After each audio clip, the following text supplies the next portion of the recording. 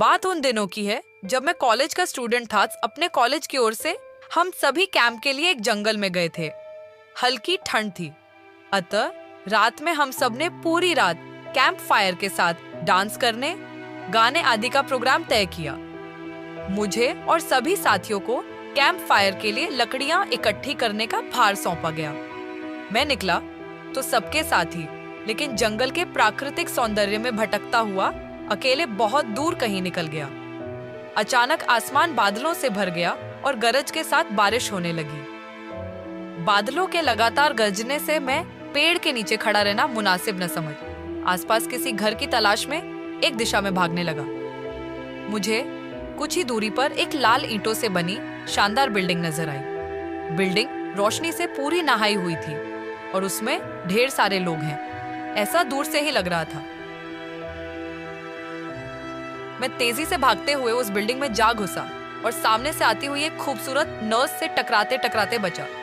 Nurse ने मुझे घूर कर देखते हुए कहा, भीग गए हो, सर्दी लग जाएगी। उधर बाईं ओर एक स्टोर रूम है, वहां जाकर जो भी मिले उससे कहना सिस्टर जूलिया ने दूसरे सूखे और साफ कपड़े मुझे देने को कहा है, वह तुम्हें कपड़े दे देगा।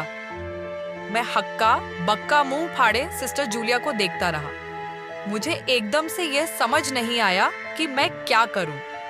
मेरी स्थिति देखकर सिस्टर जूलिया खिलखिलाकर हंस पड़ी और बोली, पहले तो तुम अपना मुंह बंद करो, वरना मुंह में मच्छर घुस जाएंगे, और अब जाकर वीसा ही करो जैसा मैंने कहा है। मैं हल्के से हाँ में सर हिला सिस्टर की बताई दिशा में जाने को मुड़ गया। अभी कुछ एक 10 कदम ही चला होऊंगा कि मेरे कंधे पर किसी ने हाथ रखा। मैं चौंक कर पीछे मुड़ा और अपने सामने आर्मी की वर्दी में एक युवक को खड़ा मुस्कुराता पाया। मेरे चेहरे पर आश्चर्य का बादल अपना घर बना चुका था, जिसे देखते ही उस युवक को हंसी आ गई। उसने धीमे किंतु दृढ़ स्वर में कहा, मैं कैप्टन विनोद हूँ और यह हमारे देश की आर्मी का हॉस्पिटल है। कैप्टन विनोद की बातों ने मुझे आश्वस्त किया। विनोद को सिस्टर जूलिया की कई बातें बताई। सुनकर कैप्टन विनोद के चेहरे पर रहस्यमय मुस्कान फैल गई और वे बोले, तो सिस्टर जूलिया से भी मिल चुके? जी, क्या मतलब है आपका? कुछ नहीं, चलो मैं तुम्हें सूखे कपड़े देता हूँ, चेंज कर लो, नहीं तो सच में सर्दी लग जाएगी। और मैं कैप्टन विनोद के पीछे पीछे एक बड़े से कमरे में पहुंच गया। कमरे के चारों ओर हरे रंग के पर्दे लगे हुए थे। एक ओर एक बड़ा सा बेड पड़ा हुआ था और उसके सामने एक सोफा था।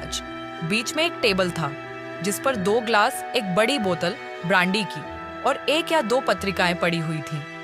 कमरे के एक कोने में एक बड़ी सी अलमारी थी जिसमें से कैप्टन विनोद ने एक आसमानी रंग का कुर्ता पायजामा निकालकर मुझे दिया और कमरे से लगे बाथरूम की ओर इशारा किया। मैं बाथरूम से कपड़े चेंज कर जैसे ही निकलने लगा, मेरी नजर बाथरूम की एक दीवार पर पड़ी। वह खून के छींटों से भारी हुई थी। यह देखकर मैं घबरा गया और जल्दी से बाहर निकलने को मुड़ा कि बाथरूम में लगे आईने में खुद को ही देखकर चौंक गया। आईने में मेरा पूरा शरीर तो नजर आ रहा था, लेकिन मेरे शरीर पर से मेरा सर गायब था। अब मुझे डर लगने लगा और मैं हड़बड़ाकर बाथरूम से निकल गया। मुझे इस तरह बाहर निकलते देख कैप्टन विनोद ने हंसकर पूछा, क्या हुआ?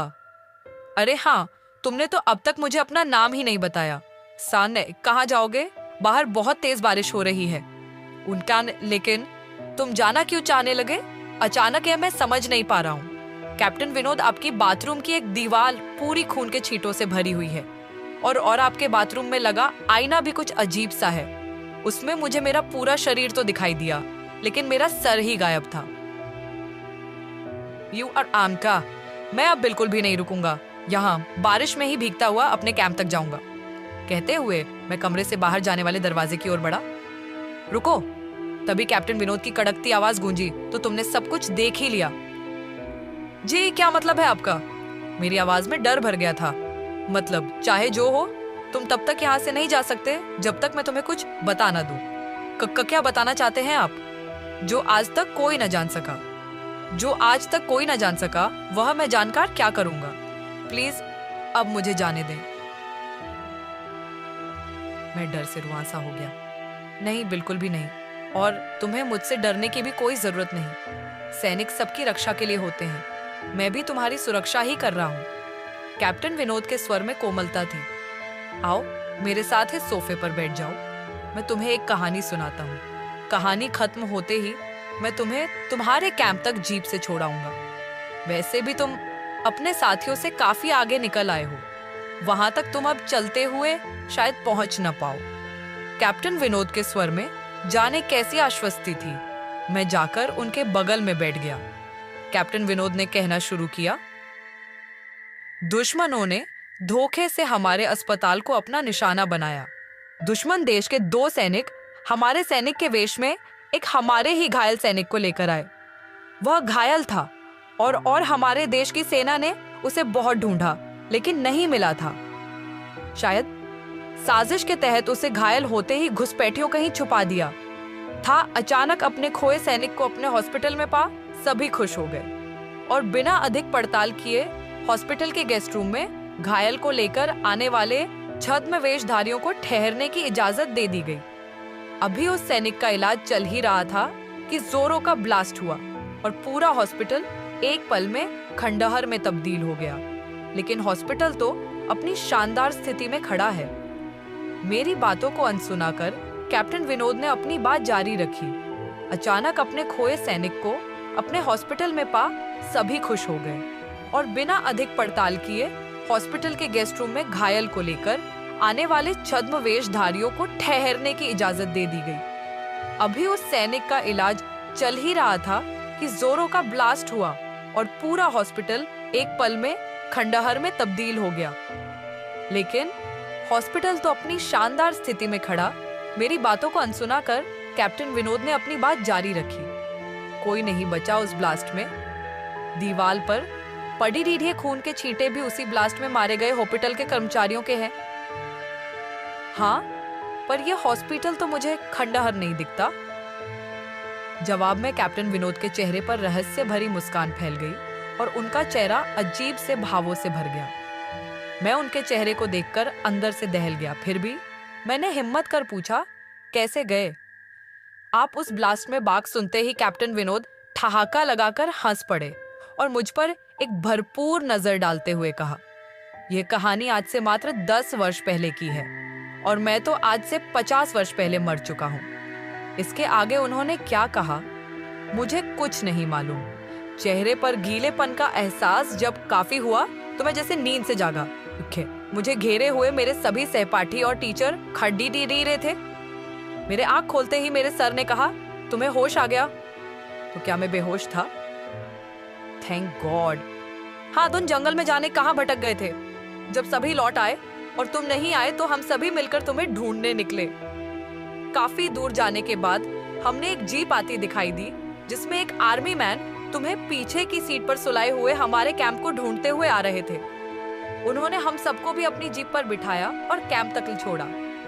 हमने उन्हें काफी रोकने की कोशिश की लेकिन वे यह कहते हुए चले गए, अभी नहीं रुक सकता, एक जरूरी काम है। जब हमने तुम्हारे बेहोश जाने और उन तक तुम्हारे पहुंचने के बारे में पूछा तो बोले, सोमेश ही बताएगा और जो भी बताएगा वह सब अक्षरश सच होगा। सबकी उत्सुक निगाहें अपनी ओर लगी। देख, मैंने धीमे स्वर में पूछा, क्या उनका नाम कैप्टन विनोद था? सर ने हाँ। मैं सर हिलाया। तुम हाश आ गया। तो क्या मैं बेहोश था? हाँ। तुम जंगल में जाने कहाँ भटक गए थे? जब सभी लौट आए और तुम नहीं आए तो हम सभी मिलकर तुम्हें ढूंढने निकले। काफी दूर जाने के बाद हमने एक जीप आती दिखाई दी जिसमें एक आर्मी मैन तुम्हें पीछे की सीट पर सुलाए हुए हमारे कैंप को ढूंढते हुए आ रहे थे। उन्होंने हम सबको भी अपनी जीप पर बिठाया और कैंप तक छोड़ा। हमने उन्हें काफी रोकने की कोशिश की लेकिन वे यह कहते हुए चले गए, अभी नहीं रुक सकता, एक जरूरी काम है। जब हमने तुम्हारे बेहोश जाने और उन तक तुम्हारे पहुंचने के बारे में पूछा तो बोले, सोमेश ही बताएगा और जो भी बताएगा वह सब अक्षरश सच होगा। सबकी उत्सुक निगाहें अपनी ओर लगी देख मैंने धीमे स्वर में पूछा, क्या उनका नाम कैप्टन विनोद था? सर ने हाँ में सर हिलाया। मैंने सबको उधर चलने को कहा जिधर से सबने जीप आती देखी थी। पहले तो सर तैयार नहीं हुए लेकिन मेरे बहुत कहने पर वे राजी हो गए। सुबह होते ही हम उधर की ओर गए। मैं उस जगह पर पहुंचकर गहरे आश्चर्य में डूब गया। वहां एक अज्जला खंडहर था जिसके एक टूटे पत्थर पर लिखा था आर्मी हॉस्पिटल 11।